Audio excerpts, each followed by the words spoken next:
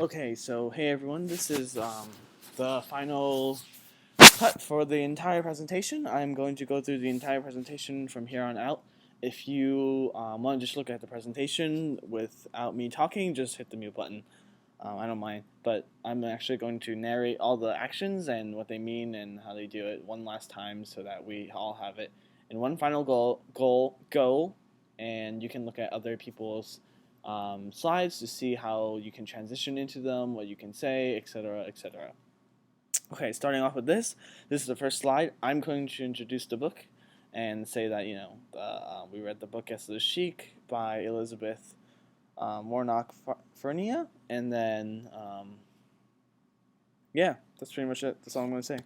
Okay, next slide. I'm going to talk a little bit about her, how she is a retired professor. She was a retired professor at University of Texas Austin, and that she got her honorary doctorate. So she never actually had to go through school for it, but she got her honorary doctorate from SUNY Plattsburgh. Then I'm going to talk about how Guess the Chic is a book about two newlyweds. One's an anthropology graduate student, the other one is, I don't know her profession. I think she's just his wife, actually. This is in 1957, so right before the suffragist movement. So maybe, yeah, very, very well was probably just a housewife. Anyways, so most newlyweds probably go on a cruise or something, but this guy's like, yeah, right, okay, we're not gonna go on the cruise. We're gonna go to Iraq, yay, for our honeymoon. So the story takes place right off the bat. Right, they just got married, and the two of them go off to Iraq to spend their honeymoon, and well, mainly because the husband has to do his research. Okay, so the cast of characters for this is here, and then I go on to talk about the cast of characters, and I think these are the main people that we really need to worry about. If you think if you think I should add someone, let me know, and I'll add someone. Okay, and then I'll talk about the contents. So we're going to talk about cultural constructions of gender, marriage and kinship, and motherhood and friendship. Okay, the next four slides are Jess's and Rachel's. I'm sorry if I'm going through this too fast. I think there's a slowdown function in YouTube now. Not positive. Okay, so so for this slide, it's talking about male versus female life in Elnara, and it talks about the good stuff. So, or not the good stuff, but things that people should do. So men should be eating in the mudif, working in the public, not discussing, not talking about other women, and making sure they have sons to take care of so that they can pass on their land. Women, on the other hand, should be hardworking wives, loving mothers, um, do well at domestic tasks, and be subservient to their husband. Things that are not good include for men include doing women's work and eyeing other women. For women, not wearing the abaya is bad. Being promiscuous is bad, or seen as bad. Leaving without permission is also seen as bad, as well as being single. Moving on, we have single life, which is what that should be the first question for everyone. Should be the first question, and Rachel will talk about this, and then Jess will talk about women in society and how they're stuck inside all the time, and how if they really want guy, they gotta look left, they gotta look right, and then finally when the coast is clear, they can leave. Okay, and then because of their sneakiness, they're kind of like ninjas. Yay! All right, and also men are supposed to be hush hush about women in society, and they don't even talk to them about their emotions. I don't know. All right. So the next question is about the gold and jewelry. So this is Jess's question, so she'll go over that really quick, and hopefully people will write down the answer. Next is talking about how the modern world has changed cultural views, traditional cultural views, and first, it's about how the idea that women should wear their abayas and stay inside the house is considered outdated by some of the more modern progressive people. And then Jess will talk about how the rural life and the urban life are different for the women, but how at the same time they both instill cultural values into the children because children are a good way to gain status. And then special occasions. This is a picture of Ramadan, family eating, and then this shows a the intense separation between men and women before special occasions like Ramadan, and then during Ramadan, men and women will actually come down, men and women can get together, or at least say hi to each other, not necessarily like kissing like this one. The next three slides are chalices slides. Okay, so hers is about marriage and kinship. So first point is talking about arranged marriages. So the way marriages are predetermined by parents is that the two parents get together and they meet up and they have some tea, they talk about it, like, hey, your daughter should marry my son, blah blah blah, and then they go back and then when the children are of age, they bring them together, and then the children get together and they get married. Woohoo! Okay, done. So why do people get married? It's because it's financially beneficial to the wife because of bride pricing. It is marriage in El Nara is based on the caste system, so people usually don't marry one caste lower; they always marry up. And then marriage is also focused on being able to preserve the family life. So being able to preserve your family life. So that's why. And moving on to the next topic, that's why marriage is usually between a parental first cousin. So, for example, if this girl, if this girl woman wants to get married, then she would marry she would marry her father's brother, her uncle's son. So that would be that guy. And then if this guy wanted to get married, then he would marry the other woman / girl over there. Okay, so polygamy, children and motherhood. So I believe this is about how the Quran says that men can have up to 4 wives. But the only way you can actually have 4 wives is if you can love them all equally and you can pay for them. Or yeah, you can afford to take care of them.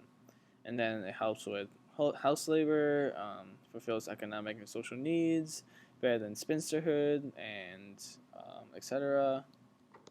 Okay, so boys are preferred over girls, but what if you're stuck with just having, or not stuck with, but what if you only have a girl? Then, oh god. Okay. Okay, so what if you're stuck with having a girl? Then your girl is expected to do those things, and these are the answers to Chalice's question. So Chalice's question is number 3. Okay, Emma's slide. These are all Emma's slides, and she first starts out with bride price and explains it. It's about groom's father giving money, and then bride father taking it to buy gold and furniture, and then giving out to the daughter, and then daughter goes off. And you can also talk about the patrilocal movement as well as that. Okay, so expectations of women when they're married is that they're expected to cook for everyone, clean for everyone, and take care of children. All right, this is Emma's question, and it's about how polygamy, though it's stated in the Quran as being possible, it's gaining least and least popularity, and that is why, and the things listed there are why. And okay, but in rural areas, it's still kind of accepted if it's for like economic means or something like that. But in the city, it's not at all. It's not very much looked highly upon at all. However, both rural and urban areas do agree that polygamy is a bit disruptive and no good, I guess. Alright, so the next 3 slides are Mike's slides, and he is going to be talking about motherhood. So what here's like, I start off with, okay, so motherhood. What if you can't have a baby? Then what do? How you're not, are you even considered a mother? Well, then one alternative is one could just deal with it. Okay, so if one is actually infertile, then what does that mean for the woman? So if a woman is infertile, then one she either is going to get by and just live with it, live with the fact that she's infertile, and then the husband obviously can't, so to speak, get any sons out of her. And then the next thing is divorce. So it's actually legal in El Nara / Iraq to poison a target mob if they believe it is going to kill them. What the fuck?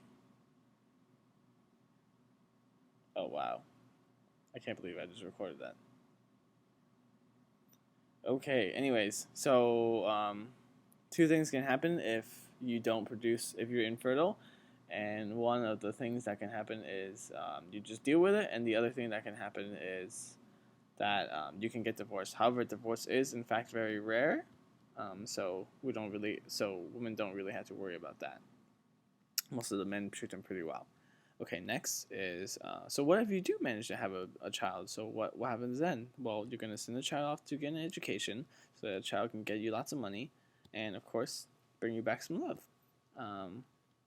And then this is Mike's question, and or not. I think this is Susan's question. Nope, this is Mike's question. Yeah, so this is comparing, contrasting, or this is looking at what the point of having children is, and it's listed here as what's quote unquote uniquely good about having boys, and what's quote unquote uniquely good about having girls, and then the bottom one is the overall benefits of having children, regardless of sex or gender. Okay, the next two slides are Susan's slides, and then it's about female acceptance. So she tells a story about how BJ is invited to eat with the sheikh's wives, and then in Iraqi culture, eating alone is honorable and respectful, but she doesn't know that, so she insists that the wives eat with her. And then, and then there's Aziza, who is a new school teacher. She was from a real well-respected family and like looked really pretty and stuff like that. However, she never formed any close relationships because all the relationships that could be formed were already formed.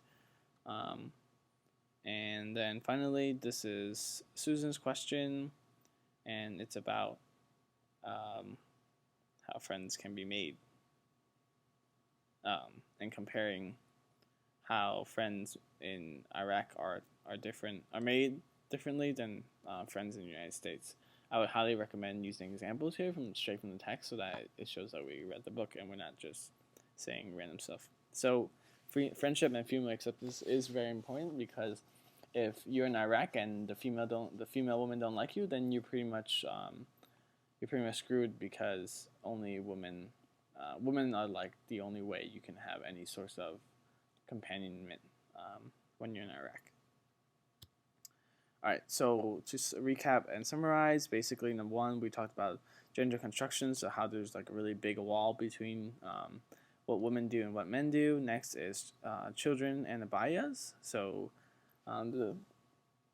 the thing, women in Iraq are expected to give birth and to wear the abaya, which is actually empowering for them, because it lets them hide themselves from